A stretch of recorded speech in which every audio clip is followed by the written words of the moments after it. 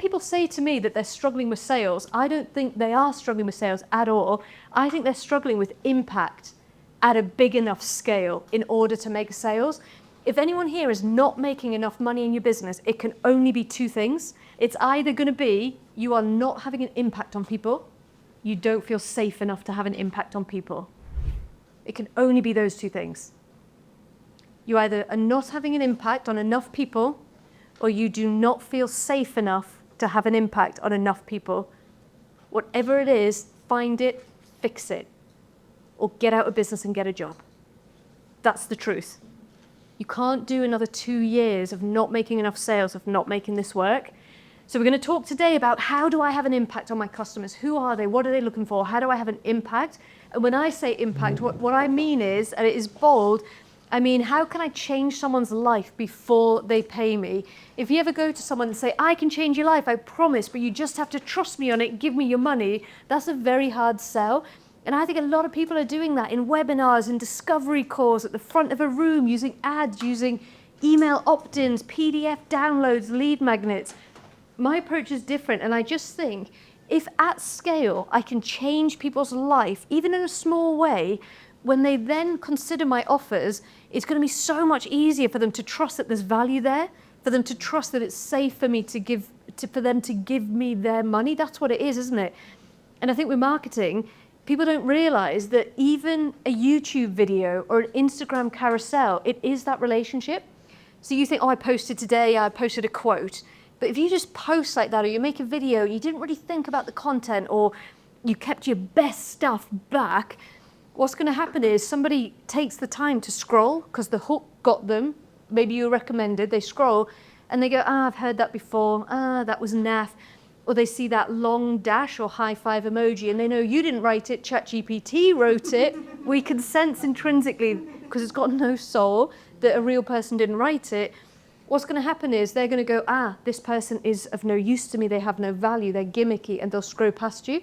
If you have managed to get somebody to look in your direction and they've come onto your webpage or they've clicked on your video, you've got to deliver value.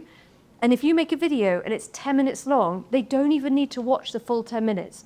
So if you're like, oh, Lisa, people only watch 3 or 4 minutes of my videos, I think that's okay if in the first 3 or 4 minutes you genuinely told the truth about what it takes to change your life. And when I say change your life, I mean feel better, look better, have more energy. It could be make more sales, grow a business, have a better relationship. You changing someone's life is whatever your promise is that you're making to them. And then this next part is, it's got to be at big enough scale. This is where 1 networking event a month? No. 5 a month if you're networking, let's say. This is where, oh, Lisa, I ran 3 ads and they didn't work and I did it for 3 days and so I stopped them. No. This is where you commit for 6 months and you get a job if you have to. You do whatever it takes to get the budget because you're testing and you're testing and you're testing until you find what works. I'm really big on impact over hooks. I do think you've got to learn how to do a hook. I do think you've got to learn how to package content. I do think it has an impact, but you're never going to get good at this if you can't get good at this. I think the best way to come up with hooks is by having an impact on real people, and what they react to is your hook. When someone goes, ooh, I can even see you guys are writing. So in my head, I'm like, why are they writing? What did I just say? And that is data. If I run 1 event a year, think of the data I get. If I run 20 events a year, think of the data I get. I always remember a story by Tony Robbins where he said he met this guy, and this guy, they both wanted to be better speakers. I mean, Tony Robbins, you know who he is, right? Huge, massive international speaker. And he started going to networking events. This guy was going to 1 every week. So he calculated that's 52 a year. Stand up, do the pitch, meet people. Tony Robbins was going to 1 or 2 a day. At every networking event he went, he said, can I do the talk? Introduced himself, stood up and did his elevator pitch. At the end of the year, he'd had 300 to 500 opportunities. Who do you think was better at communicating at the end of the year? The guy who did it 52 times or the guy that did it 300 to 500 times? As long as he didn't burn out in the process, I would say it was the latter, right? So I don't think we're giving ourselves enough opportunity. Now, ask yourself, challenge yourself, how many opportunities are you giving yourself to test your material? for the impact that it has. How many times are you giving yourself, or if I could ask you a better question, because in my head I just thought, what's the best thing you could write down here? The better question would be, how can I create more opportunities to test my material?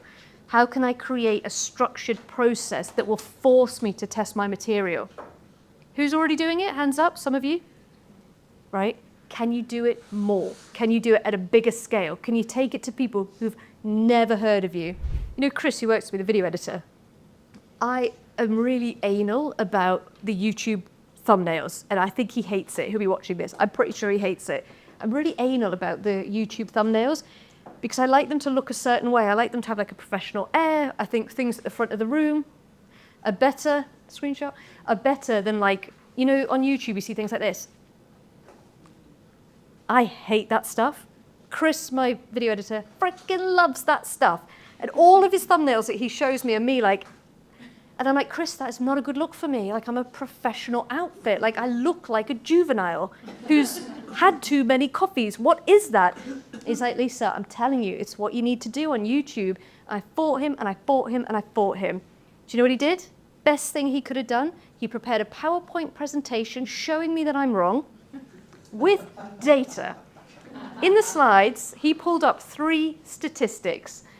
For YouTube and for anything, there's your core audience. They love you regardless. They'll consume everything you do. You could tell them something really bad and they'll still support you. That's your core audience. Then you have your casual audience. They know who you are. They like your stuff. When they feel flat, stuck, lost, the right title catches their attention, they'll click it and they'll watch. It's your casual audience. Then you've got your new audience. They've never heard of you before. They searched a video, up you came, click, and they're going to watch that video, consume that content. I said, Chris, the thing is, my core audience love me, and all of the videos, shut up, all of the videos that I am making, honestly, people just gobble them up, and all my customers, you can't do this, you're changing my brand, and he was like, I hear what you're saying. I just want to share some stats with you. 7% of my core audience watch my content. 7%. He gave me feedback that said, actually, Lisa, about 60% of the people who watch your YouTube video are watching you for the first time. How incredible is that? That's a new audience. That told me 2 things. One, we have to have good thumbnails that will get the click. You know, when you see YouTube videos, the ones you click on, that's click-through rate. That's what Chris is really working on. I'd say he's obsessed with that in the most beautiful way. So that's the first thing it told me. The second thing it told me was I've told a lot of stories that I don't tell again because I told them, and so everyone on the planet's heard those stories. No, they haven't. Like, a lot of you here hearing these stories, there's so many stories. Like, for the first time, I've got to just repeat some key stories. I've really got to think about who the customer is, the new customer. What are they searching on YouTube, on ChatGPT, on Google, on Instagram? Like, what 5 messages do I need to get across? What are my top 10 stories that I haven't communicated in a while? You think that the people following you have seen it all, heard it all, consumed it all. I told that story in 1995, so I can't share it again. Yeah, you can, and you should. Does that make sense? So all of this is about trying to have an impact, yes, with your current audience. We need innovation, new ideas for that. But really, it's about reaching new people, isn't it? It's about getting in front of new people and learning to have an impact at scale. Do not sit on webinars and trainings where it's all about the hook, it's all about the gimmick, it's all about the PDF, it's all about the opt-in, because you'll get them and you won't know how to have an impact and you'll lose them. That is devastating. Focus on small groups, small numbers, small communities, have an impact and observe what lands. They will become your hooks. Make sense?